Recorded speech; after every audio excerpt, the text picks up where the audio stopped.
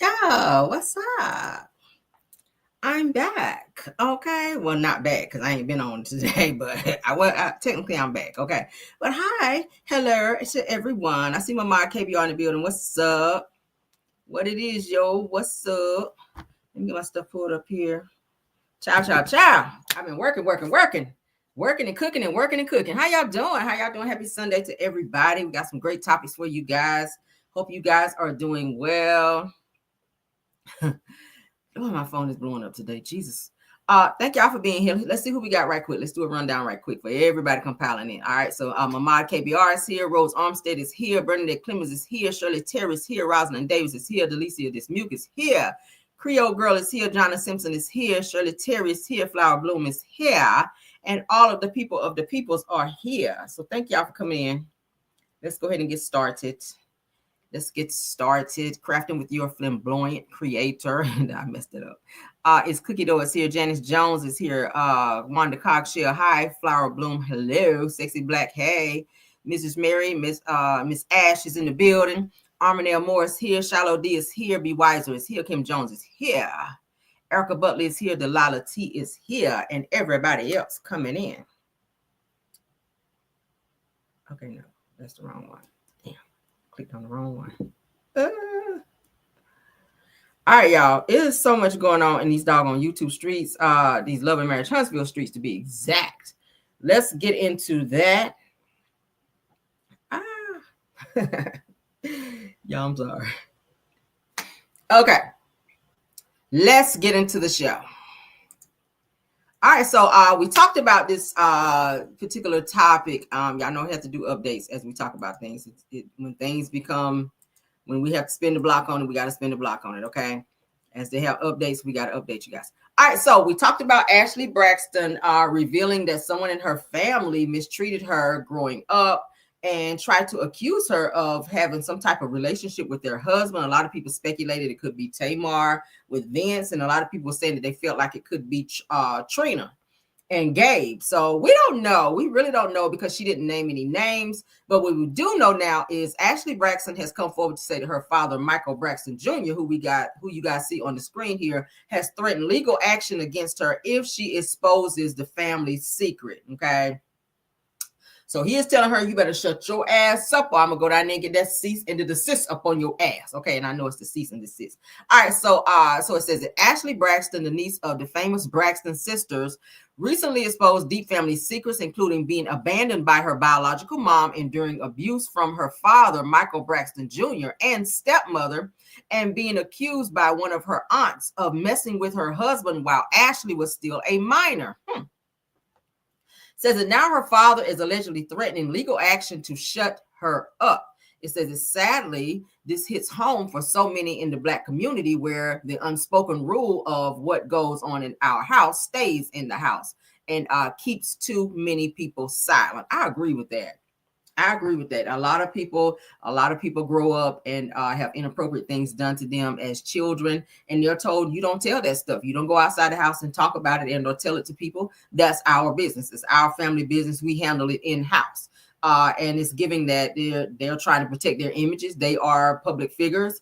And by her coming out and doing all these videos, TikTok videos, and exposing them, that could very much so hurt their reputation, their business, to where people won't want to work with them again, to find out negative things about them. So they are trying to get ahead of this by shutting her up. And if she chooses not to, which she says she's not, then they're going to threaten to have legal action, meaning probably a cease and desist, or they may try to sue her with what, I don't know, because I don't think she has the money like that for them to come after her on a financial level. Or the most they could do is a cease and desist, and if she break it, then they can come after her again.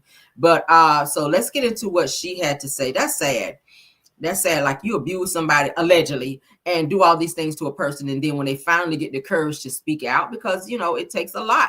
It takes a lot to speak out when you've dealt with certain things like that. And then when you get the courage to do it, and family and everybody else that you're trying to expose, they want to try to tell you to be quiet, or I'm going to threaten legal action. You can't tell on me, or else I'm going to do this or going to do that. I don't like that. But let's get into what she has to say.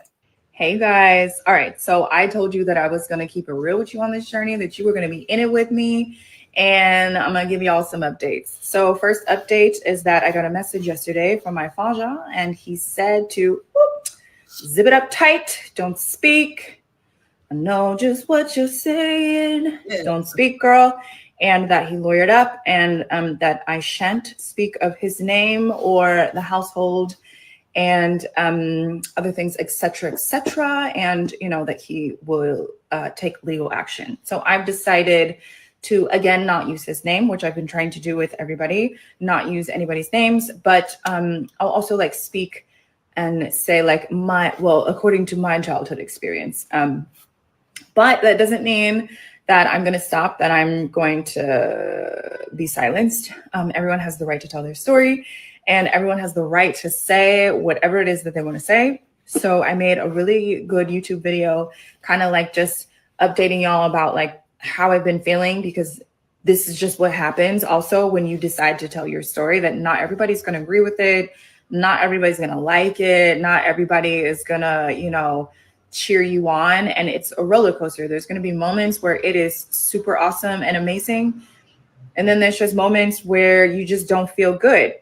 Hey guys. All right. So I told you that I was going to keep. So there you go. So she's saying she's not going to stop talking. She'll just be a little bit more careful with how she puts her story out in terms of not saying people's names, and kind of let you guys read between the lines and figure out who it is when she's telling her truth. So I agree. Tell what you feel you need to tell. And if they have legal action upon you, child, then you can handle it from there. But I don't feel like a person should silence someone when they've been through something as traumatic as she's saying she went through. And the fact that her father is not protecting her, and that you're jumping in on the Braxton side in terms of trying to threaten legal action against this young lady is just diabolical. I hope that y'all know she moved overseas. I think she's living in somewhere like China or somewhere. She's living like, she moved out of the States, okay, and she's over there. I think she moved with her boyfriend or something like that, but she moved out of the States because she hasn't been very close to her family, and what she went through with her family kind of pushed her out, and they kind of ostracized her a little bit. So she's just kind of been living her life and doing her thing. A lot of people say that she look a lot like Tawanda. A lot of people saying, oh, she look like she could be Tawanda's daughter. But y'all know the Braxtons are very close, and all families have secrets in their families that they don't want told and or put out there, especially when they are public figures, and it can ruin their reputations and their careers. That can ruin their careers as well if she's telling things, and they are getting ready to fight tooth and nail to keep her quiet. So prayers to her, child, and Godspeed to you on your journey of telling your truth, and do it in such a way to where you don't find yourself in a courtroom, because that's sad. It's very sad. And get some therapy too. I keep pushing therapy, honey, because there ain't nothing wrong with it. Don't nobody ever tell you there's nothing wrong with therapy. Go to therapy, talk, get whatever it is that you need to get out. Go, honey. That don't make you crazy because you go to therapy. Fuck that. I've heard people say that before. Oh, no, Black community always get judged for going to therapy. It's nothing wrong with it. I promise you. I go. And you see how calm I am? Do you see how calm I'm always sitting here when I'm on live? I ain't on this shit right here. Now we can be that. But I just, going to therapy, it teaches me how to handle things and place certain feelings where they should go versus placing the hands upon the people. Okay. That's how you gotta be. Because I got a little rah-rah in me too. But you can go to therapy, child, and talk it out. They figure out, why do you have the rah-rah upon you? And then you can talk about why you got the rah-rah in you. They can help get that rah-rah up out of you. Now I don't want it all out of me. I want a little bit out of me, so I don't be quick to pop off on the bitch. But, get a little rah-rah up out of you so you can, move and navigate out here and do what you got to do, get acquainted and build some legacies and do some things, okay? Period. Yeah, I don't want all the rah-rah out. Keep a little rah-rah up in there, because we don't never know when we got to crack a bitch across the head. We don't know. All right, but let's get up off this topic, y'all. We don't never know we got a tomahawk a bitch. We're out here. We don't never know. All right, so let's move on to the next topic. Let's get into some Love and Marriage Huntsville stuff, baby, because this last episode, child, damn near blew my braids out. And I said, I ain't ready for my braids to come out yet, baby. But let's get into this video, though. Child. I hope y'all enjoying the show thus far. And please don't forget to hit the like button, guys, because y'all know we work hard over here, all right? We work kind of hard over here just a little bit. All right.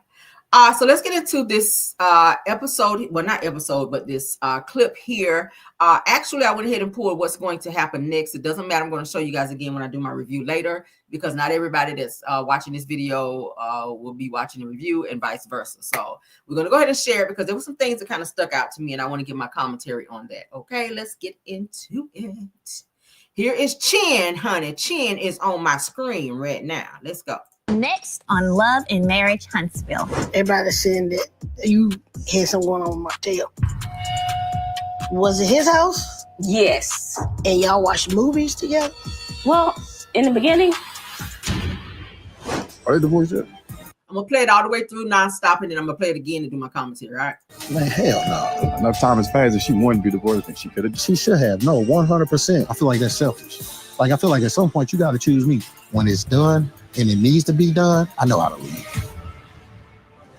I tell you what, how about our court night, us going to Grandma's gravesite? We keep talking about it, but it's much needed. I always have to remember that moment on my anniversary. That's why I was like, You need that peace. Do you have an issue with me? At the table when I guess we were sitting down and she was like, oh, they still love each other. And it was a joke. It wasn't a joking moment to me. If I'm messy and shady, then everybody up in here. And that's shady. my opinion. And That everybody you know what I'm saying? Because everybody here shady. Bitch, who you talking to, Chin? Next on Love. Oh, honey. All right, so now I'm going to play it again, and I'm going to stop it, and I'm kind of give my commentary on the parts that we're watching, okay? Because this shit right here, I was like, who the fuck are you talking to out here, Chin? I know you raised your voice at the executive producer child on the show. That's why your ass not coming back next season. Because once Melody, honey, chop you off and say, I ain't friends with you no more, I don't want to see you, know you skate with you, like they say on the movie Child. Bitch, it's a wrap. Y'all remember how she cut things off with Kiki? Rest in peace to her. She was like, this was Kiki, but when she told Kiki we can't be friends no more, honey, she gave her that RL and Deborah Cox, baby, we cannot be friends. And did y'all see Kiki's ass on the show anymore?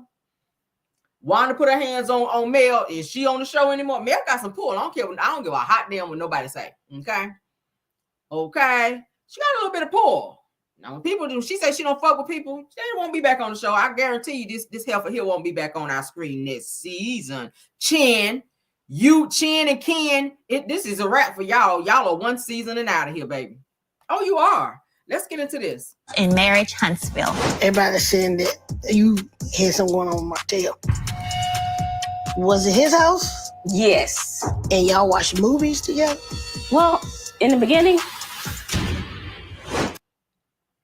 Now, Trish, you said when you went initially, when this story first came out, all right, and let's keep it 1,000 because that's how we like to keep it.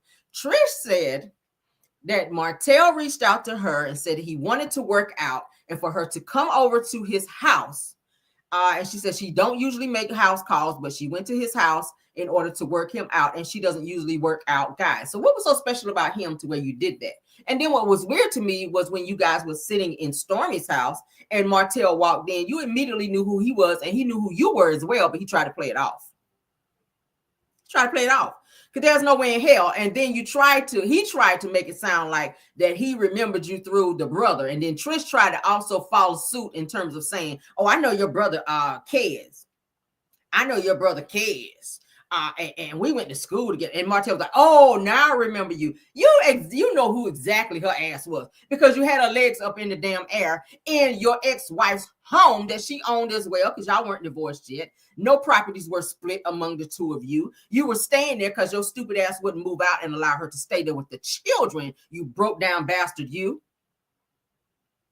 The problem I have with Trish is she's very calculating and she is a very good liar. But the thing about it is you're not a good enough liar because people can see through the lies that you tell. And every fucking time you lie, another inch grow on your fucking chin. And my thing is this, what the hell you doing up over there taking house calls when you knew the purpose of you coming over there was to sleep with Martell? Martell does not fool with women like that unless he's sleeping with them. And Destiny is the one that said it. She said that Martell does not have any female friends that he does not sleep with. And I don't know why she feels she's an exception to the rule because he sure did spill that shit out there at the Big D Energy field day that don't make me talk about what we did. So that lets me know he already smashed you too, Destiny. So y'all are some lying ass biatches on this show. show where y'all like to sit on y'all truth, but then you want to spill everybody else's shit. Okay, well, you want to sit on your lies and spill everybody else's truth. I don't like hoes like that. But let's get back on you, Trish, aka Chin, okay? Because initially you said you just went over there to work him out. Martell has already cleared up that you never worked him out and that he never needed you to or anybody to help him work out because he goes to the gym and works out himself. I mean, that's what he said. So you went over there, not one time. You said you went over there a few times. And then you try to act like when you sat with Melody that you didn't know where this house was after you've been there a few times. And Melody throwing all kind of hints, knowing damn well you lying and trying to deflect and keep from telling her that you was in her damn house. Okay? Yeah. That's what it was. You try to act like you didn't know you was in her house. Bitch, you been over there how many times? You said you went over there many times. I'm going to say many is definitely more than twice. I'm saying it again. Many is definitely more than twice. So if you done had your nasty, long-chinned ass up in Mel's house, dropping weave everywhere, all up in her damn silk sheets over there with Martell and his funky, crusty, musky ass, then you definitely knew where the fuck that house was. Mel said, was it on the hill? I don't know if it was through the hill. Yeah, I don't know if I drove up a hill or not. It was like a squirrel that was climbing up in the tree when I turned to the left and when I turned in the driveway. Mel said, what kind of driveway? I don't remember what kind of driveway it was because when I had turned up in there, you know, I ain't have no power steering. So I was turning real hard like this right here trying to get into the driveway. Oh, that's stupid shit. I hate a liar. But let's continue. The bitch act like she didn't have no power steering and all that. She just said she was going all around the damn mulberry bush and Mel was asking her questions. Like, bitch, just say you was at the woman's house. She already know. She just asking you, girl. It's like first 48. They already know the answer. They just want you to just say it. I mean, shit. All right, let's get into this. Are they divorced yet? Man, hell no. Enough time has passed. If she wanted to be divorced, then she could have. She should have. No, 100%. I feel like that's selfish. Like, I feel like at some point you got to choose me. When it's done and it needs to be done, I know how to leave. So he's saying that it's selfish that Trish and Marquez are not divorced yet, and that that Trish should go ahead and choose him. Well, she can't all the way choose you until the divorce is finalized, and she can't choose you until her heart is completely over Marquez, which I don't think it is. I think it's that reverse psychology that she gives Ken whenever she's around him. She doesn't want to show her real feelings because she don't want to get fussed out. Ken gives that he's frustrated that Trish won't hurry up and move on and choose him, like he just said in this clip. And he is starting to put the pressure on her, so much so until the two of them are starting to argue. You can't make someone feel something that they don't. Trish enjoys having the companionship of you being there, spending time with her children, buying things for the kids, and being there occasionally to put her legs up in the air because she is a freak out here. Okay, she enjoys that. But when it comes time for her to make a very solid commitment to you, maybe she doesn't see husband material in you. Maybe she just sees you as a boyfriend and a nigga that come through and just fuck every now and then to get the fuck out whenever she asks you to go. Maybe that's what she see in you. But you have expectations that maybe she don't have for you. And that's where the problem come in, Ken. You have grown up your entire life. And I'm going to go ahead and read you down, okay? Let's go ahead and put the shit out there. Because I follow you and I've listened to certain videos that you put out where you talked about you didn't feel wanted as a child. Your father wasn't there for you. So now you're trying to be father of the year to every woman you meet with kids. And bottom line is you're out of order. You can't tell her that she's wrong and somebody need to choose you because your father didn't choose you, nigga. Go sit down and go get some fucking therapy and figure out why people don't want to choose your anal, arrogant ass. Because you are indeed arrogant. You do have low-key some narcissistic tendencies up in your ass as well. You like to downplay other men, mostly Marquez, because you're threatened by him because he has the one thing that you have not been able to gain yet, and that's Trisha's heart. She can only have her heart with one man, and it's not you. And you're pressed about it, and you've tried so many times to make her do what you want her to do. You keep asking her, are you ready to get married? Are you ready to get married? She continues to stall. Why? Because she ain't ready. She's 17, 12, 13, 14, 15, 17 years or whatever she said of years with Marquez, and they bore children together. That's not an easy way to get over a person. Yes, he did leave. Yes, they had their problems. Yes, their communication is off. But if you go back to the episode where she sat down with him, where they went to get ice cream and the children were supposed to come and they could not come, maybe that was a God moment to where they only needed that time betwixt, as the old people say, themselves. Notice, and I've said it and I pointed it out before, how different Trish act when it's just she and Marquez versus when how she and Marquez act and how they get along better and how she looks at him and how the chemistry is still there versus when Ken is there, she can barely look at Marquez. She makes herself be anal and arrogant towards him because she's putting on a front for Ken so that he doesn't get mad and feel like there's something there. And this is why you are not getting married or want to get married. He's picking up on it. Men know when a woman's heart or mind is not all the way on them. Oh, yeah. They know. They know.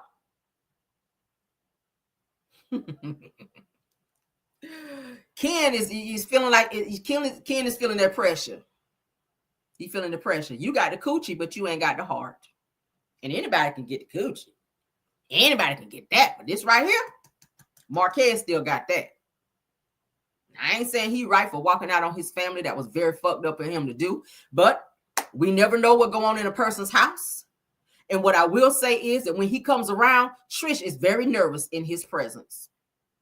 And she uses arrogance in terms of trying to deal with him and communicate with him because she wants everyone else around her to think, I don't really love this nigga when you do. And Ken, you are fighting a losing battle because what's going to happen is if she decides that she's not ready to get married right away, and you're running around telling everybody on the show that you're prepared to leave and pack up all your shit and leave. So you're ready to go on to the next person now. You're ready to go on to the next woman that you probably had your eye on that's got some kids because Trish ain't moving in the direction and in the pace that you want her to move. And that's not selfish of her. Nigga, that's selfish of you because you're not giving her time to heal. That's disrespectful as fuck. If you love her and you care about her heart, then you will give her a chance to heal because it takes healing if you go through a divorce. You don't just get divorced and jump right into a marriage. That's not how shit works. But when you're the type of person like Ken, who is used to jumping from one situation to the next, then your expectations for other people that you meet are just that. She ain't ready. Or maybe she don't see marriage material in you. Take your time. You said y'all just met. You still got some questions to ask her about Martell that she's not cleared up. So you want to go into a marriage, which is a solid commitment with a woman that you don't trust 100%. Why? So that you can have bragging rights to say that I'm the husband now. And I feel like that's what it is. I feel like the reason that Ken wants to get married more so to Trish is not so much because he wants to be her husband, but I feel like he wants to be able to have that right to say that I'm the man of the house officially now because she married me. You're not the husband no more. She's got my last name because he gives that. Let's move on. I tell you what, how about our court night us going to grandma's graveyard? We keep talking about it, but it's much needed. I always have to remember that moment on my anniversary. That's why I was like, I just... You need that peace. Now, for a person who runs around and tells everyone that they are mentoring everyone else, why the fuck do you not see that you need therapy?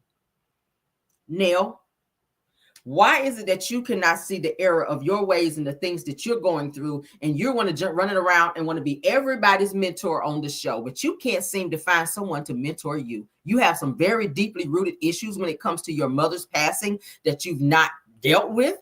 Grief counseling is a great place to start. Okay, it gives that you don't like no one telling you anything, so you're avoiding the inevitable because you don't want to take accountability. And at the end of the day, it's pushing you further and further into this hole that you're going to, sooner or later be unable to crawl out of. Chris has tried to be there and verbally be there emotionally. Your kids have tried to be there emotionally to give you that support. You don't want help, and you got people that love to be in a uncomfortable space because they become comfortable. Do I need to say that again? You have people who are in uncomfortable situations and they've been in it for so long until it's become their comfort zone. Nell is comfortable being uncomfortable. Y'all get where I'm going with that? But then she's a mentor for everybody else. So you are a fixer. She sees herself as a fixer, but she can't fix herself. And that can be a dangerous person. That can be a dangerous person to have the answers for everybody else. You were sitting up to 2, 3, 4, 5 o'clock in the morning talking to Melody and Martell about their marriage and how they should fix things so that they can stay together and have a healthy marriage. But you can't even listen to your own children. You won't even go to therapy and figure out why you continue to have this Debbie Downer attitude around your family in moments when it's supposed to be celebratory. You have a 30-year wedding anniversary coming up to where you're going to have a whole wedding. You're going to have people there congratulating you, and you're in a funk. So how do you fix this situation to where you can put on a happy face and be fake for people that you've invited for a celebratory moment when you're not ready to celebrate? Why spend thousands of dollars for a celebratory moment when you really should spend that money towards therapy? Because what happens after you have this huge party for everyone else to say, oh my God, this is beautiful? It's given that you're doing it for them and not yourself. Because you didn't want to have the fucking party. You didn't want to have the renewal of your vow because you said your mother passed away around the same time that you got married. Or that it was your anniversary, rather. So that automatically puts you in a state of mind to where, oh, I just, every time this year comes around, I'm going to be in this attitude, this funk. How do you get past that point? It's like a person that loses a loved one around Christmas time. So every Christmas time, you're going to be in this very sulky moment and make everybody else's day just a shit show.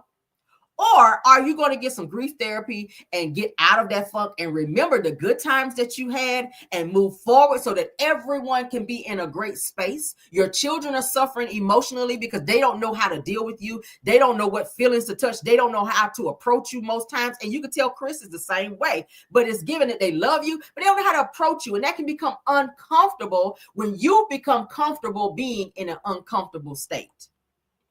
You're going to have to fix that, Neil. Stop fixing everybody else and put that attention on yourself. Let's move on. You have an issue with me? At the table when I guess we were sitting down and she was like, oh, they still love each other. And then let me pause. This conversation should have been had only between Melody and Chin, aka Trish. I don't do these right here. If I have an issue with you, you and I need to go to a room that's cut off from everybody else that's sitting out there sucking in everything that's being said, picking sides and choosing conversations in terms of what they want to take back to other people. That should have been a private conversation. It's giving that Trish, you wanted a moment. Because when you were sitting in front of Melody, when it was just you and Melody one-on-one, you didn't have this energy. It's given that you are having a show out moment for people sitting back watching this train wreck of emotions. You are mad because you've been caught in several lies and it continues to keep coming back and spinning the block on your ass. And every time you've been asked about this situation with Martell, you give a different answer. But you're sitting in front of somebody who has been able to outsmart you, outthink you, and she's been able to ask you the same fucking question more than once, and you've given a lie each time. So now that she's piqued your card, you're mad and you're lashing out when the real issue is you. You're a whore, ma'am. I'm sorry. Nobody told you to go to this woman's house. What you should have done was said, you know what? I didn't even know Martell's situation when I came over there. But as a woman, let me apologize to you for coming to your home and laying up in your sheets and sleeping with this man, not knowing what the situation was, because it's kind of fucked up now that I'm in the same circle as you and we're trying to build a bond and or friendship. And every time I see you, that shit is on the back of my mind. So as a woman, let me sit with you and be woman enough to apologize and let you know that shit was not meant to happen. And if you choose not to have me in your circle or fuck with me anymore after this, I understand. That's what a real woman do. That's what a bossed up bitch do. But when you sit up there and you have this narcissistic attitude like a bitch owe you something, when you spread your legs in her sheets, bitch, you have the audacity. Woo, couldn't have been me. It couldn't have been me. I don't give a fuck if it was 40 years, bitch. Every time I see you, it's on sight. If you're going to give me attitude, every time I see you, it's on sight. She can talk about, Melody can talk about that shit every time she see you and she feel like it. Because you violated her space. You don't come to my house and tell me when to talk about what you violated in my fucking house. Who are you? Had you been honest from the start, you've been lying to everybody, including Ken. So anybody to bring it up to you, you want to get loud and do this shit here. and sit up on the edge of your seat. What that's supposed to mean? Because I know how to sit you back. Don't pull that. Like you want to get mad and you want to pull this like you about to get buck in order to end the conversation because you're feeling uncomfortable that you're getting called out on your lies publicly. Right place, wrong person. That's what it gives. Because I don't know if she know it or not. I don't give a hot damn if you can lift 350 pounds. Melody beat ass over there from what I heard. Melody got hands over there. So I hope you weren't planning on diving up out your seat to go running up over there and try to chin check nobody because Martell already said it. Melody put the paws upon him. And that nigga stay in the gym too, so let's not do that. Let's not do that.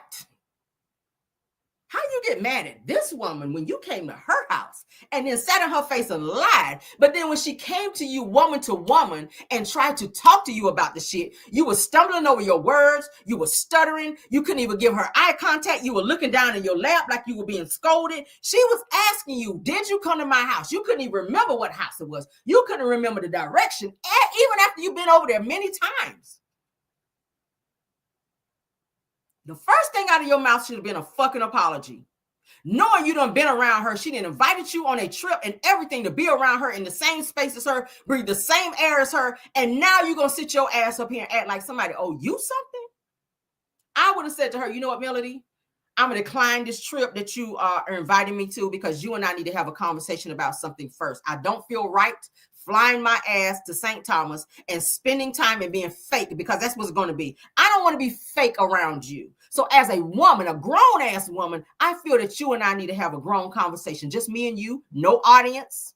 Because that's what she's doing now, entertaining Destiny. She's entertaining Tisha. She's entertaining Kimmy, who's all sitting back making faces like, ooh, she told Mel right there. And ooh, Mel told her. These hoes need to go somewhere and find something else to do. Where are y'all husbands? Oh, I'm sorry. Probably got Shan bent over at Credit One, bitches. Why y'all worried about what these women right here talking about? You worried about a nigga that Mel is fuck nigga free from, while y'all niggas is out here running the streets, not fuck nigga free, and every bitch out there that they can find. Y'all nosy bitches. Destiny, you can't keep a man. So I don't even know why you sitting over there making faces like a ventriloquist in this bitch. Ooh, girl. Let's continue. It was a joke. It wasn't a joking moment to me. So when Melody said what she said to you about there's chemistry between you and Ken at your kid's birthday party, y'all remember the scene when Melody was having a conversation with Marquez, not Ken, I'm sorry. But Marquez, when Melody had a conversation with Trish, and Marquez walked up, and Melody said jokingly that there was still, looked like it was still some chemistry, some sexual chemistry between Trish and Marquez. Why didn't you say that then? Why didn't you give her that energy then? Why you didn't pull up on her then? Why you didn't tell her then that you were offended? You didn't do that. You pretty much laughed it off like it was funny. And you said, no, there's no energy there. So you thought the shit was funny then, but because you got an audience, you want to buck up. Your energy, why that energy change? Why the energy change? Did anybody else catch that? If you were so offended, why you didn't address it then? Why do it now? And then the energy is completely different. You were laughing then, but now you want to be on the serious, sit on the edge of your seat like you about to do something. I'm messy and shady. Then everybody up in here. And that's my opinion. What's going on here? What's all this chin action? And what's up with these teeth looking like they about to fall out? They're looking like dentures. You giving chin and dentures. You real mad now? The head doing this right here when you talking to me?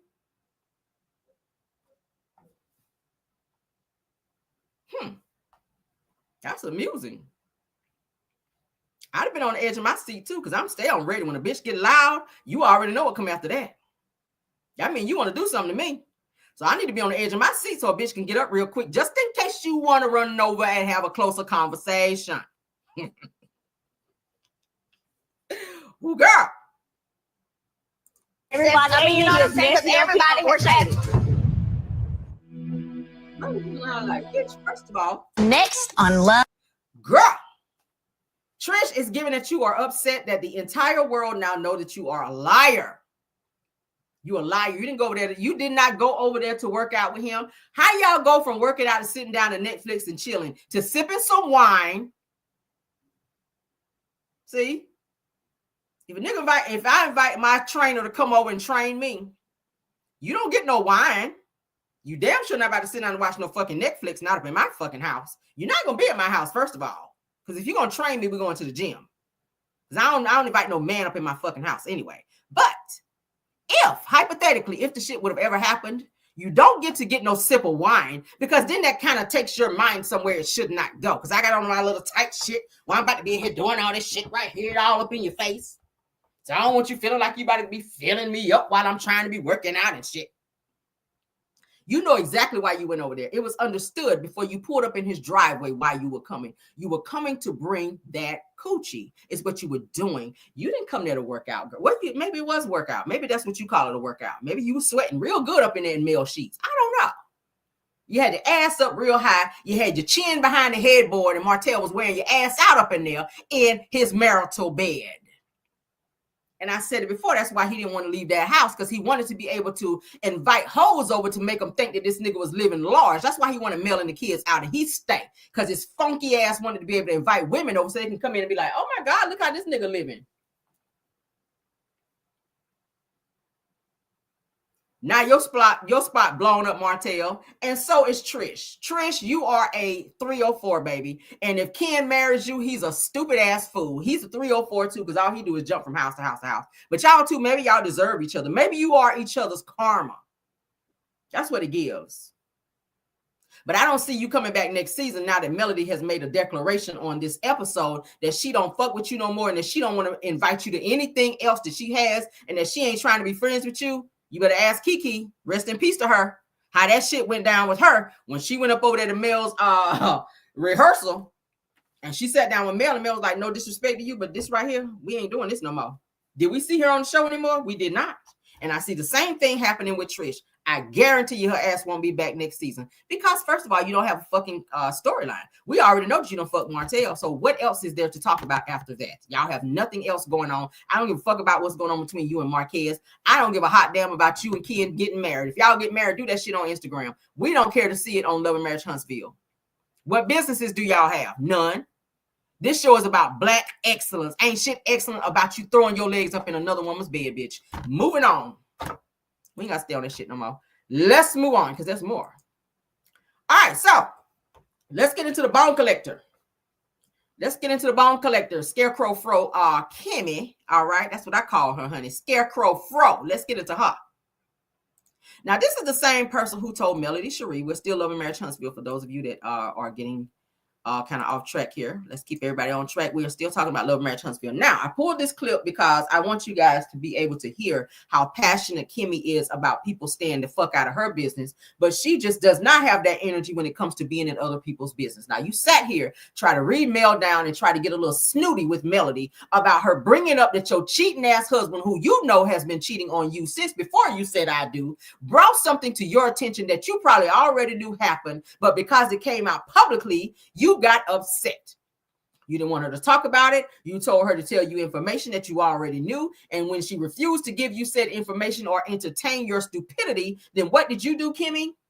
You wanted to go off on the deep end with Melody. But then what we get this episode is a knock on the door. And when she opened the door, it was your silly ass standing there, coming to bring her business of someone else about her man who she gives this many fucks about anymore. That's zero. Let's go ahead and play this clip. Yeah. But this is like on Everything I Love. I wanted us to link up without everybody else because I wanted to have a conversation in regards to some of the stuff that we've been talking about over the last few weeks. All of it, for the most part, is centered around Maurice and his arrest.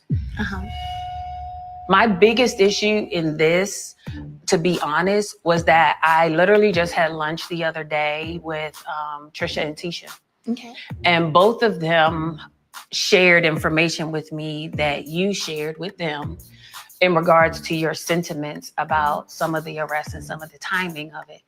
And Trisha was like, you know, she was drilling me like on questions and timing and da-da-da-da. And Maurice had lipstick on.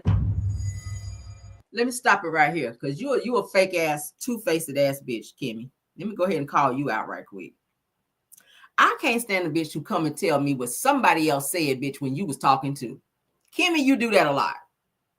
What you did in this moment right here with Mel, you brought a conversation back where you was trying to say that you and Trish were having a conversation about something, and she told you something, but you wasted no time taking your ass to Mel's house, the same person sitting across from you that you had so much anger and vitriol towards for calling your own husband out. You went and knocked on this woman's door to tell her some shit about Trish when you just had brunch with her.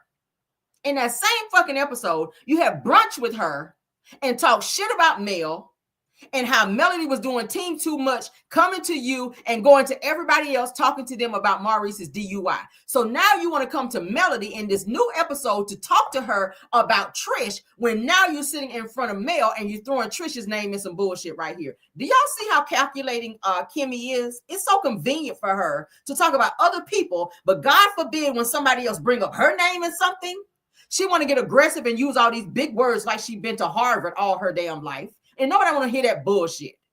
Because the expression on Melody's face right now is, bitch, I don't give a fuck about what you're talking about right now. Get to the point, because I got money to make and not haters to be damn faking with. Tisha said you said the same thing to her, and you showed her, y'all looked at a picture to see, like, where's this lipstick? Where's the lipstick? It's been all over the internet. Like, we've all seen it. And I asked the question. I think the whole lipstick part was a bit out of pocket. The arrest itself is public information. Let's stop it. The reason why Melody is smiling and looking at Kimmy like she is, because Melody knows behind the scenes what's going on with those Scott brothers. Melody know firsthand. You know why? Because while she was married to Martell, Martell is a talker. He's a pillow talker. So things that he saw the Scott brothers do, he ran back and told Melody. So Melody knows all of their businesses, all of their business, including Kimmy's. So Kimmy is sitting here trying to gaslight the very person who knows her private, deep, dark secrets through Martell, the same guy that Kimmy said was a good guy. So at the end of the day, Kimmy, you are looking like a fool. You are scratching for life, baby, in this moment. Because guess what? Melly don't give a hot damn if Maurice really had no lipstick on him. It's the principle. It's the principle. You stayed all up in her fucking business when it came to Martell and the things that he was doing. So no one can point out Maurice and his indiscretions. Let's continue. Whatever, it is what it is. However, that part, I didn't think that was friendly. And you actually talked to me face to face, and you never mentioned those things to me as far as being a concern about, I'm assuming the implication is where he was. Or she didn't come to you about it because she really wasn't concerned. What she was doing to you was what was done to her. Okay, and I agree. Maybe she was on a little petty, and so what? It's okay to be petty sometimes. But Melly was giving you guys what you guys have given her for season after season. I'm gonna say it from season 1 all the way up to like season 5, 6. Melody has minded her business. Melody has sat back behind the scenes and cried and took the pain. But now Melody it's a new Melody. Melody is like, fuck these people on this show. I don't give a hot damn. They've talked about me. They've laughed at me, and now it's my turn, bitch. I'm getting ready to talk. I'm getting ready to laugh. I'm getting ready to call you out on your shit. I am getting ready to expose you, just like y'all were doing me. So don't feel any type of way. I don't want the energy to shift in any way, shape, or form. Y'all did that shit to me. It's my turn. Melody is sitting there just sitting through it like, okay, I'm gonna let you talk, but then I am going to talk. And what you want me to say, you're not going to want to hear it. You know why? Because you have trained yourself to be in a toxic marriage for the sake of saying that you're married. Kimmy's doing it. Tisha is doing it. You like the sanctity, you like the idea of being married versus what it really means to be married. And you're not going to leave that nigga because you don't want to hear the I told you so's and the embarrassment and your attachment to this show, because you guys came in here on the premise of coming in and saying that you are this happily married couple or dating couple at the time. The nigga was dating you for 7 years. It should tell you everything you need to know. It don't take 7 years for somebody to say they want to marry you and wife you up and make an honest woman out of you. But when they're running around and they're distracted by other coochies involved and not yours, while you're trying to get one day a weekend, as you said, Kimmy, when your libido was broke down and in the shop. She did say her libido was broke down. Your libido was in the shop. So you said, I try to do everything I got to do. And I'm saying like Kimmy, I try to do everything I got to do to make sure Maurice gets it one time, at least one time a week. Bitch, he already had it 50 times a week by the time he get to you. according to him, if he's doing threesomes, foursomes, fivesomes. So do you think Melody give any fuck about coming to you and telling you anything about your husband when you already know? Who got that time to be wasting their breath like that? I wouldn't. Or where he could have been. And quite frankly, why would you even say that? Like, why would you think that? To be honest, you know how the way you just said, you know, you don't care for, I don't really care to have that conversation with you. No. To be honest.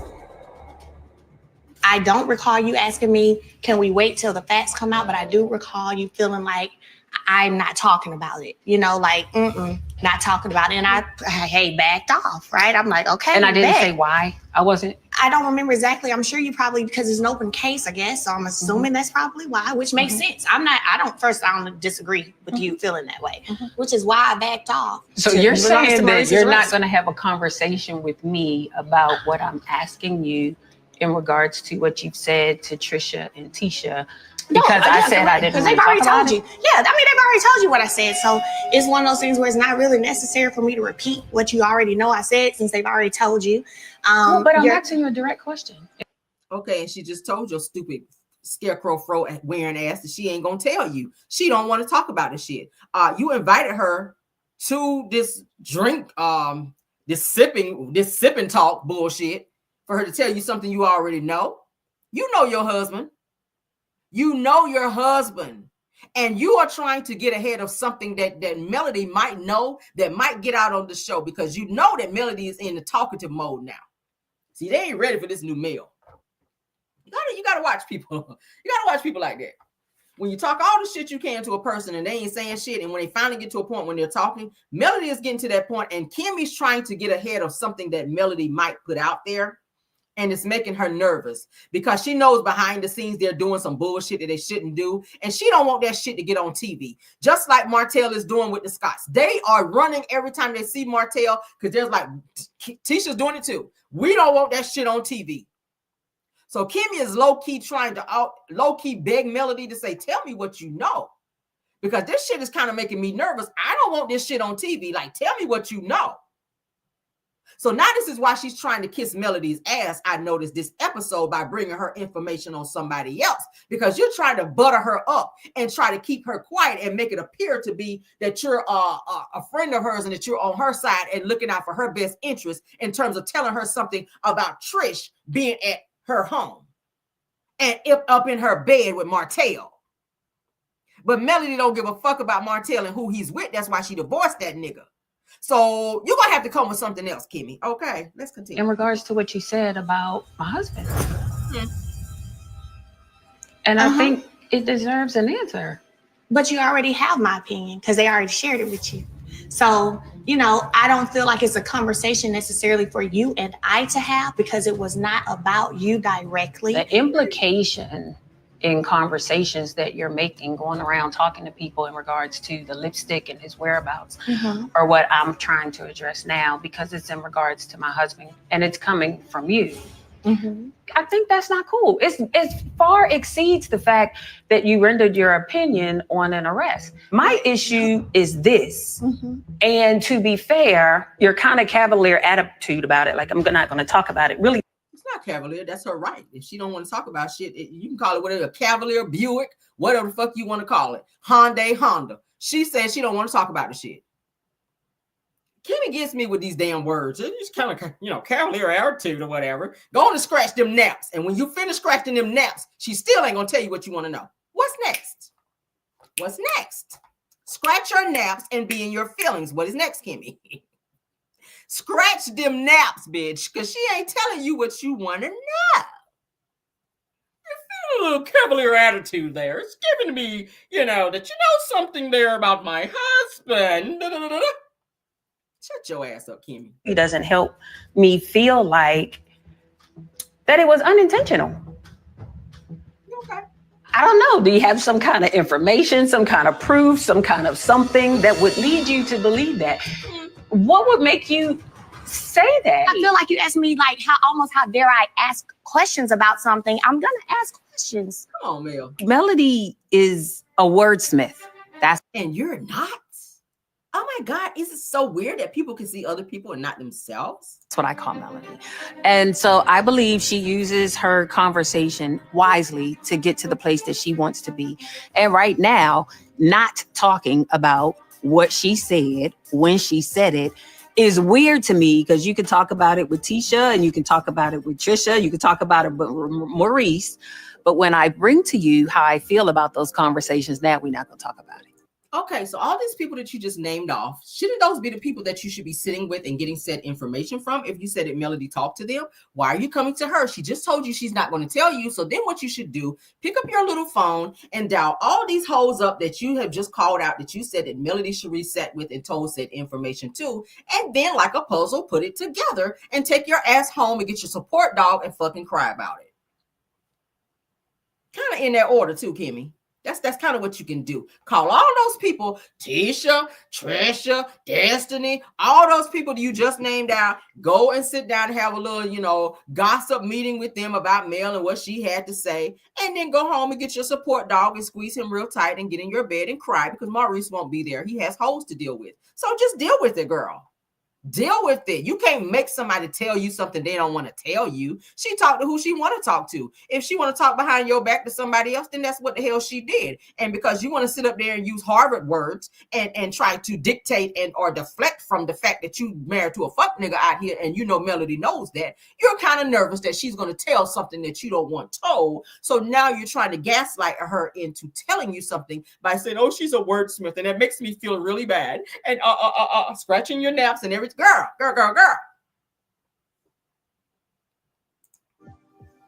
Yes, absolutely deflection. Do you feel like in your other friend groups that Maurice is out there cheating too? Right. Yeah, that's not for me to answer. Go ask Maurice that, not me. There you go. That's that bet look right there. Okay. If somebody ever says something to you and you do this right here, that's bet. That means, bitch, now I'm about to turn up and I'm about to do some shit to you unbeknownst to you. Okay. Now, if you guys notice, after this episode right here was when she set up a little girls meeting between Tisha and Trish. All right. Y'all remember they went to this little brunch bullshit that they were going to, and the topic of conversation was who? Melody. And your attitude came out real good in that particular conversation, Kimmy, because you had a lot to say about Mel. You did. You really did. Only to go and knock on her door this episode to act like you were a friend who was looking out for her. Kimmy, you have to watch hoes like Kimmy. Them old hoes, they become very calculating. Kimmy been here before. Kimmy is an ancient whore. So she knows how to move and manipulate and get up under people's skin in a way to where by the time she get up under that bitch, you don't even know she been there. That's the type of bitch Kimmy is. Kimmy is one of them old hoes. Don't listen. Don't be swayed by the shoulder out over here, child. With her trying to dress like she's 25 in here. Don't be swayed by that. Kimmy done been here before. Kimmy know how to manipulate her way into a situation or two.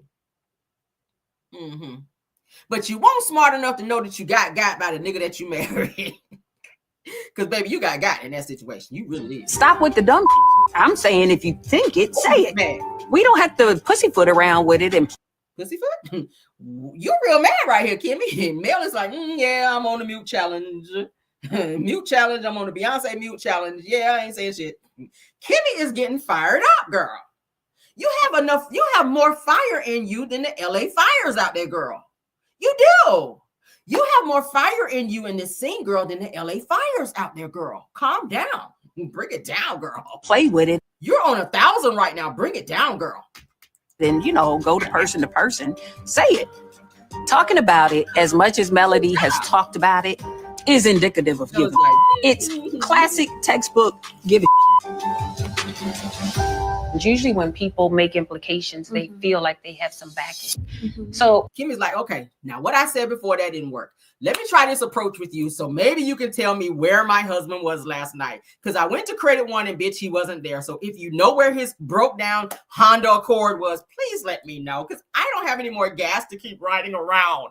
Gas is too high to be chasing this motherfucker all over Huntsville. If you know where he was, then tell me. Was Shan in the car? I'm asking a straightforward Am I the only question. person who's implied? It doesn't matter. I'm not talking to the only Am I the person. only person who's implied? I'm Did you ask talking them to that? Melody. So can I ask you I'm not something? talking to all those other people. I know, and I'm saying I'm not going to answer or respond to that, but I would, if you haven't, challenge you to ask the people who have also made those implications. Ask them. I'm asking you. Yeah, I said I'm not answering that. Yeah. What I will say is, as women, we all have intuition. Baby girl, we all got it. So the fact that you're asking me that versus saying to me, I know he didn't have lipstick on his lips. I know he wasn't out cheating on me. That speaks volumes. This is Mel. Yeah. But this is like on Everything I Love. I wanted us to link up without everybody else because I wanted to have a conversation in regards to some of the stuff that we've been talking about over the last few weeks. All of it, for the most part, is centered around Maurice and his arrest. My biggest issue in this. Child. Okay, so now y'all see the fake ass Kimmy. Now let's move on, okay? Because we had to look at this clip first, just so you guys can see how fake Kimmy ass is. Now in the next clip, okay, this next clip, she gonna be coming to Mel's house. Pay very close attention to how when Melody opens the door, all right? Kimmy is looking all over Melody's house like she's trying to get this video image in her mental Rolodex of how Melody's house looks. Or maybe she's trying to look and see if somebody was there so she can run back and talk about it. Oh my God, girl, when I went over to talk to Melody, there was this fine ass man, or maybe the security guard was up there with his shirt off, girl. And oh, let me tell y'all what had happened. She was nosy as fuck when Melody let her in. And she's supposed to have been hugging Melody and being, inviting and giving her a hug and say, hey girl, but she was hugging Mel like this. Looking all over Mel shit. I caught that because y'all know I missed nothing. Okay. All right. Okay, fuck. They didn't show it. But anyway. But anywho, that's what she did. When Mel opened the door and greeted her, she hugged Kimmy hugged her, and Kimmy was looking all over Mel's house like this right here. If y'all saw the episode, you saw it. So let's get into how fake Kimmy is being in this scene. All right.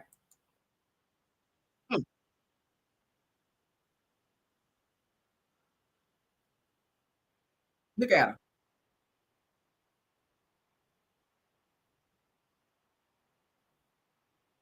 Mm.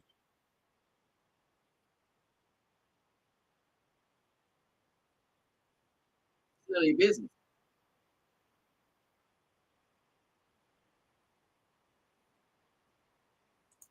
Kimmy, weren't you just having brunch with Trish and talking shit about Mel to Trish? How convenient is it for you to be at Melody's house, eating up her food, drinking up her good wine or good mimosa or whatever it was that she made you, just to do you flipped it. You a fake ass bitch, Kimmy. I'm sorry. You just talking about Mel. Now Mel invited you to her house and you done came over there to bring her some shit about Trish. Your newfound friend now. You fake ass thing, you. Oh shit. I'm sorry, because Kimmy got me mad over here. I'm sorry, y'all. This is a Cameron Shutter video. I'm sorry. Oh, child. Y'all know when I get mad, baby. Y'all know when I get mad. I'm sorry. Let's back that thing up like juvenile, child. I'm sorry. Let's let it catch up. All right, we on the screen. Y'all ready? Let's get it. I'm sorry. I'm just sitting over there like, y'all ain't seen your shit. Yeah, Cameron, we ain't seen the video. All right. My bad. Here we go. Did an open house with Martell, and it was a lot of people there. I mean, Chris, the Fletchers, Nell. I'm sorry, y'all. You and Fletcher still hang out pretty much, right? We don't hang out, but yeah, we're fine. We had a conversation in regards to how Tisha and Martell ever met up in the first place. Oh. It wasn't as random as people seem to think, as far as him just DMing her out the blue. Apparently, Chris Fletcher told him that he should reach out to her. And so Chris, of course, says he didn't tell Martell to call her. But they did have conversation about her being in the gym. And I think he said that Martell was asking, is there any like hotties up there or anybody up there? And Chris was like, well, yeah, there's one girl up here, like she looks real good, da da da da. Mm-hmm. And that's how the whole introduction came about. Oh, so Chris kind of hooked him up. Okay. This is literally. Kimmy is hoping to get a different reaction out of Melody. Can y'all not see this? Kimmy is hoping for Melody to be like, oh my, what? They was in my house? What? Melody's like, oh, okay. Like, what else you got, girl? What else you got? So Kimmy, as she's talking and she's spilling this tea, she's looking at Mel like, okay, reaction. What's she gonna do? Is she gonna break down? Is she gonna cry? Is she gonna get emotional? Is she gonna get mad? Like, she's hoping for that so she can have something to take back to Tisha and Trish and Destiny. I can see Destiny being in that too. She's hoping for a negative reaction from Melody, but she's not getting it. So it's fucking her up right now, sitting here looking at Mel like, why is this bitch sitting over here laughing? Why is she not mad about this? And I'm telling her this bitch was in her house. Why is she over here sipping and not tripping? Why is Mel sipping and not tripping right now? Let's get it. Really the first that I'm hearing about all of this. Because I went and saw her, she was trying on dresses for the vow renewal. Oh, okay. But Nell didn't tell me about that combo. All of us kind of felt the way. Because we all felt like they were like y'all's glue for a while. The fact of the matter is we all know Chris was once a cheater. So the fact that he's Martell's mentor, should we be surprised? Maybe I need to talk to Chris about that. Yeah, because I was surprised. One thing Mel gonna damn do is Mel is gonna eat. Y'all hear me? She don't give a hot damn about no cameras. Mel gonna get a mouthful of food and be sitting there eating her ass off while all the bullshit around her is going on. I love that about Mel. She don't be trying to act cutesy like the rest of these girls on the show. Mel is gonna eat if she don't do nothing else. Now Kim is in there. Oh, I was just so thrown by that. I bet you were. You on that throne when you heard your husband had that damn DUI, but you was thrown about somebody else's business. Oh, girl. Okay. When I was married to my ex, he had a whole group of so-called mentors. I guess they were kind of giving him advice, but apparently maybe not the right advice. And at this point, I'm wondering what kind of advice was Chris giving him? So does that still leave you and Trish like in a regular place? What's a regular place? I don't really know. Because I asked her the same thing, to be honest, because of the celebration. I asked her the same thing because when she came to Mel with mimosas, I was a little bit surprised to see her. And that's just an honest statement. We were surprised to see you too, looking like an old ass auntie standing up there beside Maurice, looking like your ass ain't ate in 40 days and 40 nights, looking all emaciated. But go off, girl. Because when I had spoken with her before, she said, no, at the celebration, I just think Mel was being messy. She said, I think she's messy. Baby girl, you brought your to me. Let's be clear. I walked in with a check with money for your children. Oh, check. Okay? To congratulate them, not to really give two about what you got going on in your circle. Not two shits about what you got going on. Come on, Mel and cuss in here. Full of men. That ain't really my business. So y'all had a conversation and you made a comment she didn't like? I don't know. I guess she didn't like it. How do you co-parent when you're dealing with people that might be your trigger? So the way to work on triggers is not be the trigger. So like some of the energy that she's been giving right here has been triggering, I'm sure, because I feel it. And I'm like, girl, No. No. it's interesting. Okay, let's stop it. Because the clip I just showed you guys where Trish was coming after Mel, did she have an angry aura about her when Melody mentions that to her right there? She did not. She was kind of laughing it off a little bit. Nope. You wasn't mad. You wasn't trying to sit up and run up on Mel because of what she said, but because you had that audience, I just told y'all. They just played the clip with Marquez standing there. So when Melody said what she said to you, you weren't angry, you weren't bothered like that. And now that Destiny and them sitting back watching the shit, now you extra angry now at Mel. Girl, bye. Come on, Mel. Interesting that she feels how she feels. With it. If anything, I should feel some kind of way about her because you was the man I was still married to. Now shouldn't I feel Both of them way? say that didn't happen though. Girl, bye. Nobody believes that. I don't have room. I told people I'm black and white, no gray. I ain't got time for that.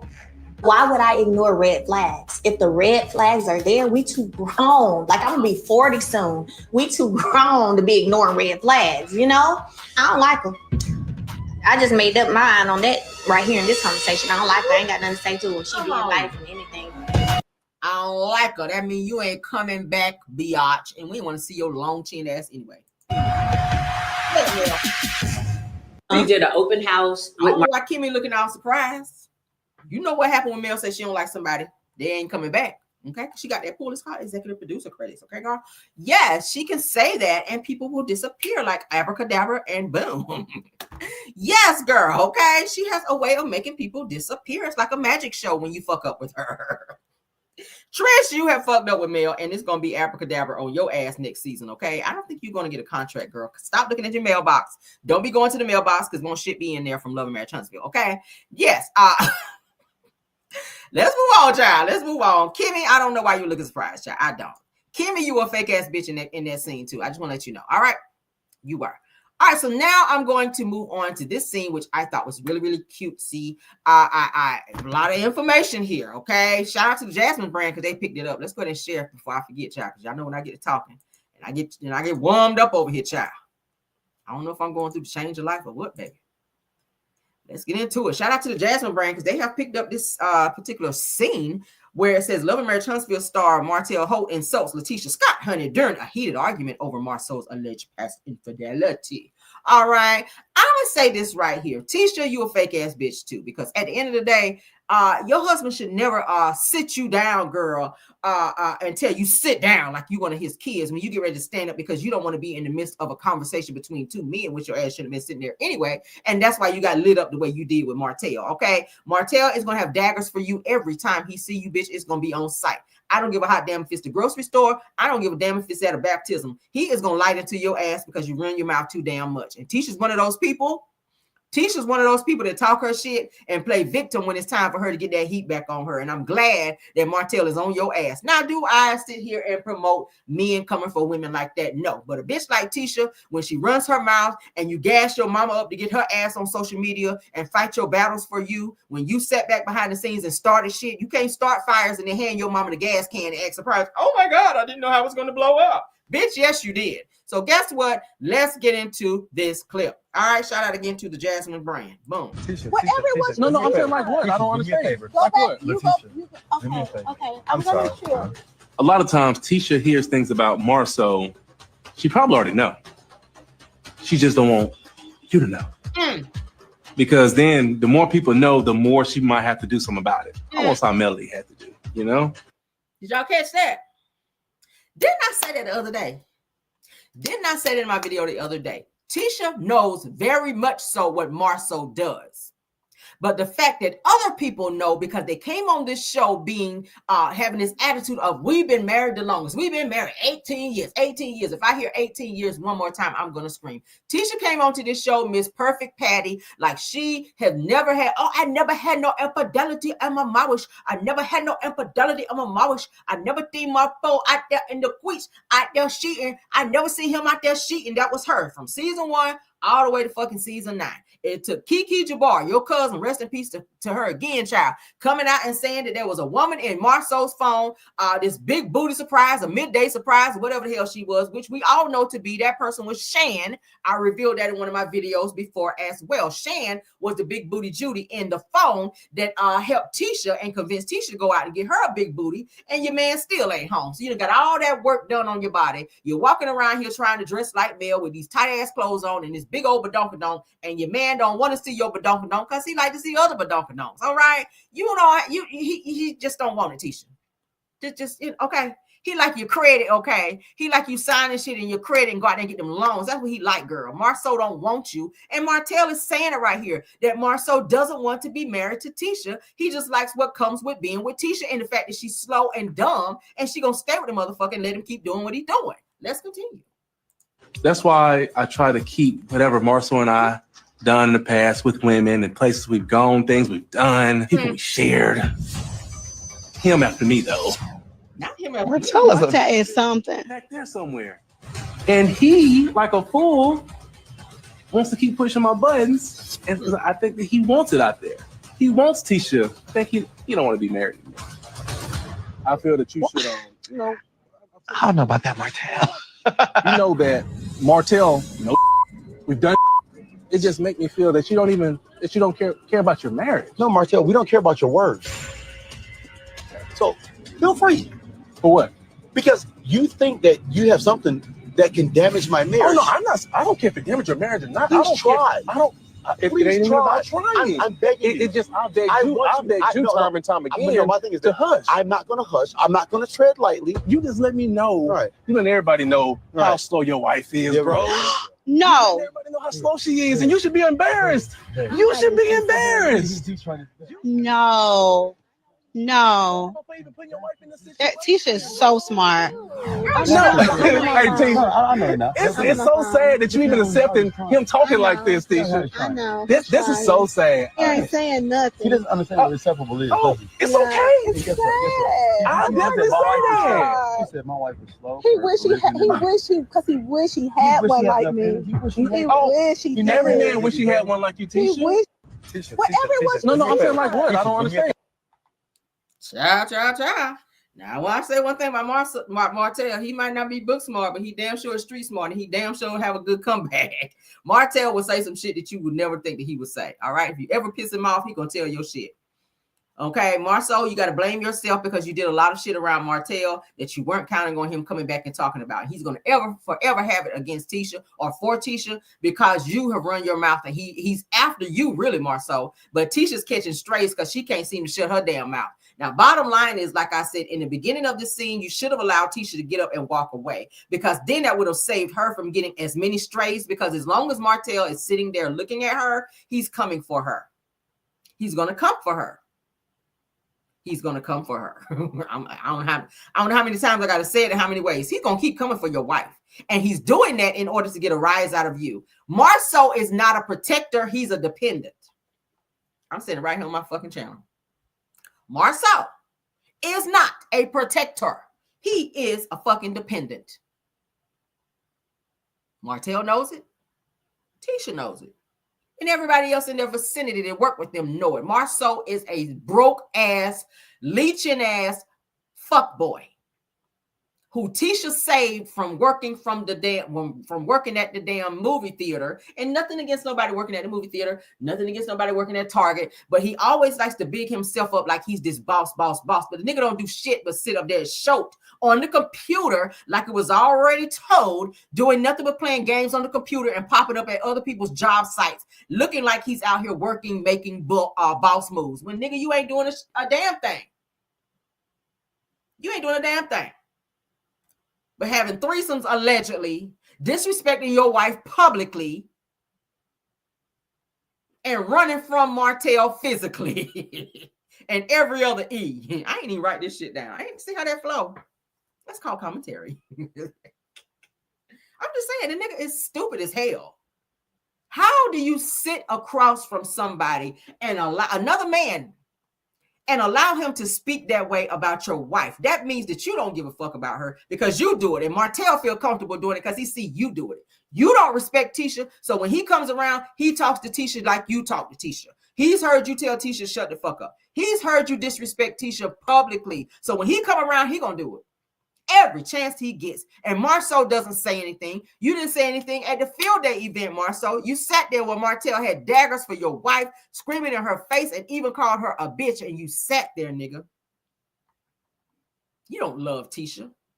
Because a real man had Martell said some shit like that to me and my husband was present, bitch, you'd have thought he was a bird because he'd have flew across that field if my husband was sitting there. You'd have been like, what kind of bird is that? Oh, that's Martell. Because his ass would have been flying like a bird across that damn field. Yes, the fuck he would have. That's what a real man do. A real man step to a real man. Marsau sits there like a little biatch, like the nigga got on a maxi pad or something. That's what he do, a moist ass, scary ass nigga. Because you did go out there and get a whole restraining order against Martell when he got on your ass the last time. So I think you really scared of him because you don't know Martell is very unpredictable. The way you don't know when he gonna pop off on your ass. So you go just as far as you can. You go just as far as you can with Martell, but you know Martell will beat that ass thoroughly if he feel like it, Marsau. All right, I don't know who knocked your fronts out before. Maybe it was Martell. I don't know. But them little bitty ass teeth that you ain't got from the dentist, baby, you going to be switching them hoes out for some more. Keep it up with Martell, because I just see him popping off on your ass here real soon, and a lot of it's going to come from your damn wife running her damn mouth. Everybody know Marsau don't want no damn Tisha. I done told y'all why the two of them are together. It's convenient for the both of them. Tisha's getting something out of it, just like Marsau is getting something out of it. Marsau is getting out all the things he's never had in life, which is money, because he grew up broke. Okay, a stupid ass woman by his side because all them other hoes weren't gonna put up with his shit. That's why he didn't get on one knee and marry them, but he did it with Tisha because he saw something in her that he could control and or use. Tisha was slow. Tisha grew up with her grandmother. She didn't have a fucking TV to know what was going on outside of the world. So when she came out in the world, she opened her legs to every fucking man that she wanted to open her legs to because she did not feel loved. And let's go back to what she said. Tisha said her mother never told her growing up that she loved her. So when girls grow up in households and they don't feel and or be told that they're loved by the one person that grew, that raised them, that you know, gave birth to them, her mother was in the streets. Her mother was looting. Her mother was doing all the other shit that she could do in the streets versus giving her the one thing that she wanted, which was love. She wanted to love her. And I'm not saying Wanda didn't love her. Maybe she didn't know how to love her. She was preoccupied with other things in the streets.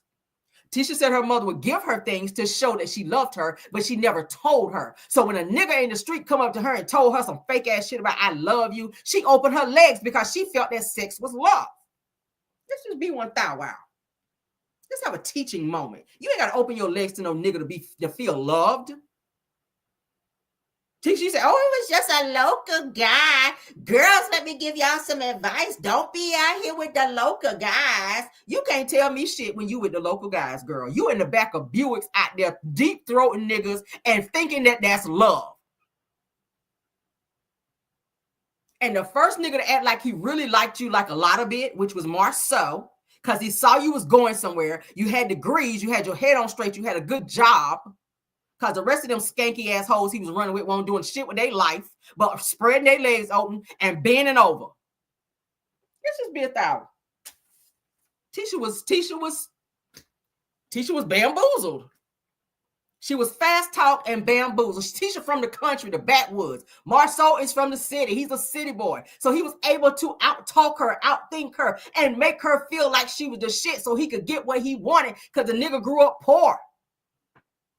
Tisha grew up without having the emotion that she needed. She didn't have the love that she needed. So he was able to love bomb her. And then she wound up getting pregnant by steady opening her legs, being a fast ass biatch back then. So the nigga dated her exclusively for 1 month. And now you able to run around you in a toxic fucking situation where a nigga that don't respect you, and because you think you have a real family, when you don't, the nigga been cheating on you, and it's out and everybody see it but you. Well, maybe you do, but you don't want other people talking about it because then you're embarrassed. That's why you get the fuck out of there when Martell walk up, because you don't want him embarrassing you on TV. As long as that shit is done in the dark, you don't want it said in the light.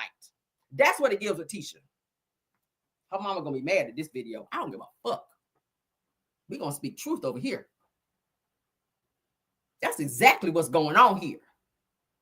Y'all ain't fooling nobody. All y'all niggas was doing the same thing. Martell, Maurice, Marsau. The three homegos running around Huntsville, busting it wide open with all these fucking women. Probably boys too, according to Tisha. I don't know. I wasn't there. I was not holding the flashlight when the schlongs were schlonging. I don't know. But what I do know is the only reason that Tisha and Marsau are still together is to save face, to stay on this show, to make a financial climb on Love and Marriage Huntsville, to try to take the spot of those who they cannot feel. You cannot feel those spots because you don't have it in you. You don't have it on you, and you damn sure don't fucking have it in you. And you want to have it so bad, you sat back and you studied Melody Cherie, but you don't have it. And every time you try to do it, you fuck it up. Every time you try to have an event, Tisha, you misspelling flyers. You can't get the shit together. Y'all don't have you don't even have the venue. Y'all were putting out flyers without a fucking venue. Child, but you got how many degrees? How many degrees you got, girl? How many degrees you got? Martell was right. You are slow. You are very much so slow. And maybe Ariana taught him that word because she liked to use it a lot too. Maybe you just are slow. A person having a degree, because I've seen a lot of comments that Tisha's not slow. She's got all those degrees. That don't mean a goddamn thing. You ain't doing shit with it. It's given that you go to school so you can have the bragging rights of saying, oh, I have a bachelor, I have a master's, I have a master's. But you also have a master's in slowism because your ass is still with this fuck nigga that you sitting beside with your face all balled up, that you got to keep running from another man to keep exposing your fucking ass because you won't shut your ass up. Now, if you guys want to have an open marriage and let your husband do what he want to do behind closed doors, because he did call you cheat back Tisha. For a person to do something back to you, and I said this before, it had to have already been done. So if you guys are in a swinger situation to where you don't care what the other person do as long as they don't bring it home, because that's a real thing. T.I. and Tiny do it.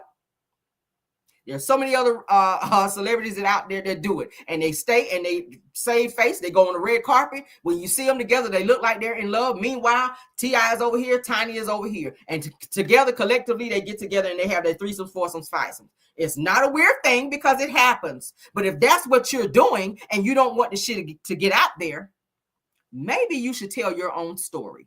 I think people would like the two of you more. And I keep saying it, Tisha and Marsau, if you guys were a little bit more transparent. Transparency is what got Melody the star of this fucking show. Women could identify with her pain, what she went through. Every woman in America been cheated on before. So the fact that she was able to put her most embarrassing moment out there for people to look at. A lot of people laughed at her. A lot of people called her stupid. A lot of people, that could identify with what she was going through, still used that as a means to try to drag the fuck out of her. But look at where she is now. She has the biggest fan base. She's doing better than anybody on the show. Her businesses are thriving. Everything she put out, she sell out. And she got every nigga in America looking at her ass like, bitch, even Marquez's crazy ass is trying to get her. While you guys are sitting back trying to make a replica of who they were. And it ain't working. Because you start out lying. Tisha, you got caught in several lies. Midday work surprising your husband's phone is him cheating. If he's looking at anyone else, he don't got to sleep with somebody to cheat with somebody. And people got to understand that. Just because you didn't sleep with a person, that does not mean you didn't cheat. There's ways of cheating without physically doing it. There's mentally cheating. You can mentally cheat. If you entertain and shit in your mind, that's kind of like cheating. I'm sorry. If you look too long at a bitch to walk by with a big ass, that's kind of wrong. You look away. It's like a 2-second rule. You look, you see the shit, look away. But if you look at it and you're lusting, that's when it becomes an issue. Marsau, you got women sending you pictures of their ass in your phone. That's inappropriate behavior. You're a married man. How did the conversation get to where she's sending you pictures of her body in the first damn place? Which now you're looking at these pictures, you're entertaining what you want to do to this person, and now you've made it a real thing because we know now, allegedly, that you had said threesomes and or inappropriate conversations and or relations with this person. But Tisha, you want to fuss at everybody else, but the problem is sitting beside you, baby girl. Melody got rid of her problem that was beside her. That's what the fuck his problem is. That's what Martell's problem is. It's because he thought that Melody was going to be like Tisha. But Melody is smarter. Melody is her own person. Melody is not a slow ass bitch. She is not dependent upon nobody. So that's why she was able to pick up with 4 kids and leave this sorry ass nigga. And it bothers him. And Marsau is using that to his advantage to get back at Martell, and because he knows that pisses him off. He knows that. The one thing that Martell treasured the most was to be able to stand beside Melody because it made him what? Somebody. And now that she's not there, he's looking for that somebody. It's not in Ariane. It was not in Belinda. It damn sure wasn't in Sheree. And anybody else that you ran with, it was not there. And you won't find it again. A woman that will put up with your shit and build you up and make you presentable to somebody else. Like, no. Hell no. She fixed you up just so she can throw your ass out. And you mad. Because you start feeling yourself. That's another nigga that came into the picture with nothing. That's why you got to watch who you get with, who you allow into your space, into your life to procreate with. Because it's niggas, sorry ass niggas like that will attach themselves to you and think they own you. When Marsau told Tisha, no, sit down. No, you don't. First of all, who the fuck you talking to? That's where I would have went with that. So you made her sit through an arguing match, through a match where you and Martell were going back, ego tripping off each other. You made her sit through that. Emotional abuse, which is what you give her at home, Marsau. And that shit was wrong. And I got to say that right here. You made your wife sit through emotional abuse from someone else, from another man. And not one time did you step in to defend her. But when she started trying to speak up for herself, what you did do was you tapped her on the leg to tell her to shut up. So that means, bitch, you're going to sit here and you're going to fucking take this emotional abuse because that's what you get at home. You're used to this abuse. So shut your ass up and let this nigga talk, because that's what he told her.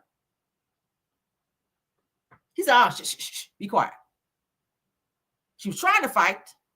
What up, giving you the real tea? Thanks for being here. She was trying to fight. But the person who was supposed to be fighting for her tapped her and told her to shut her ass up. Whatever happened to being one?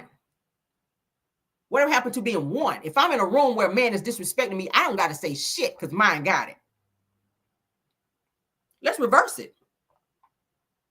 If we're in a room and a female say some slick shit to my husband, I got that shit. He ain't got to say nothing. You ain't got to argue with no female. I got enough mouth for both of us. And that's how it's supposed to be. I got your back. You got mine. Never, ever should another man be able to disrespect your wife, even if you do it.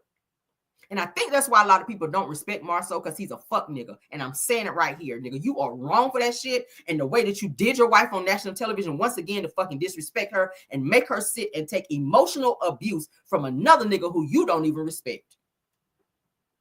And that's on period. Said that shit.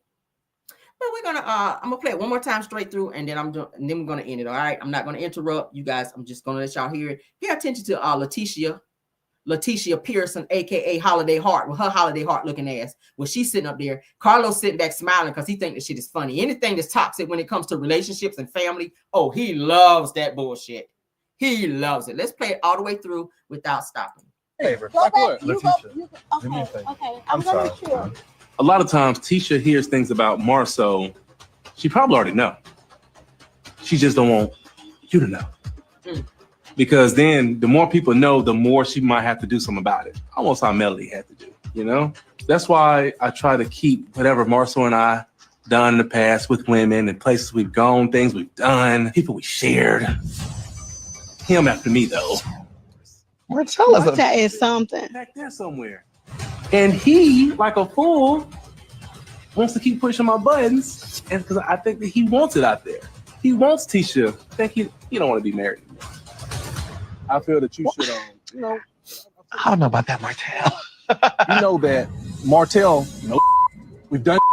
It just makes me feel that you don't care about your marriage. No, Martell, we don't care about your words. So feel free. For what? Because you think that you have something that can damage my marriage. Oh no, I'm not. I don't care if it damage your marriage or not. Please I don't try. Care. I don't.